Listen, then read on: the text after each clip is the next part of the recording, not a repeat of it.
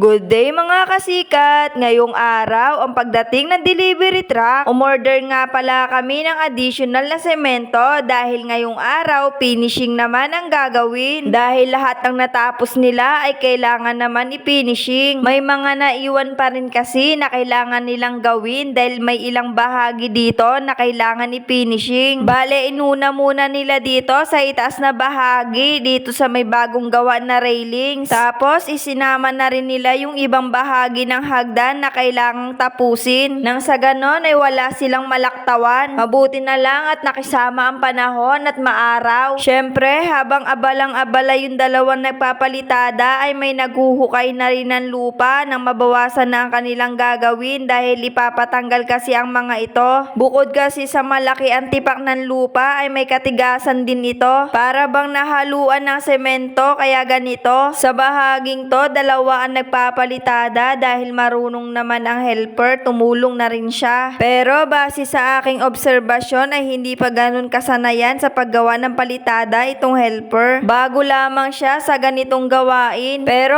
okay na rin, nakakadagdag din naman sa bilis ng dapat trabahuhin. Dahil wala naman nagsimula na magaling agad. Pero pag may mga kailangang gawin ay tumutulong naman siya. Para na rin mapadali at mapabilis ang trabaho ng kasama niya. Bali itong salaan ng buhangin, improvise na rin. Dahil yung karaniwang salaan ng buhangin noon ay kailangan ng dalawang tao. Mas mainam na rin ito nang may kanya-kanya silang trabaho. Nang may malaking progreso ang bawat oras na lumilipas. Sa bahaging ito, kung may nakaabang na halo ay naghahakot naman ng lupa ang dalawang helper nang sa ganon ay mabawasan ang mga nakatambak. At binawasan na rin nila yung lupa sa ilalim ng hagdan dahil lalagyan din ng palitada. Tulad dun sa nangyari sa nauna kong vlog kung napanood mo. Mababaw kasi yung nilagay na hollow block sa first and second step mula sa itaas. Kaya nangangailangan ng ayusin nang hindi gumuho ang lupa. At yung mga hinahakot nilang lupa ay inilalagay sa mga bahaging nangangailangan ng tambak. Lalo na sa bahaging likuran ng apartment dahil mababa ang level ng lupa doon. Panigurado sa dami ng tinatanggal na lupa dito ay sosobra sa mga bahaging nangangailangan. Kaya yung ibang sosobra dito ay itatapon na lang dahil wala na rin kaming ibang malagyan. Ayoko rin kasing gamitin ito sa aking mga tanim dahil ang lupa na to ay matigas at hindi healthy para sa mga ugat. Ang dami palang sosobrang lupa dito. Kung alam lang namin, hindi na kami o-order ng 10 kubiko dahil nauna namin patambakan yung bahaging dinimolish na karaan. Bawat kubiko kasi ay may kamahalan at ito ang resulta ng kanilang pagtatrabaho. Salamat sa panonood. Hanggang sa muli.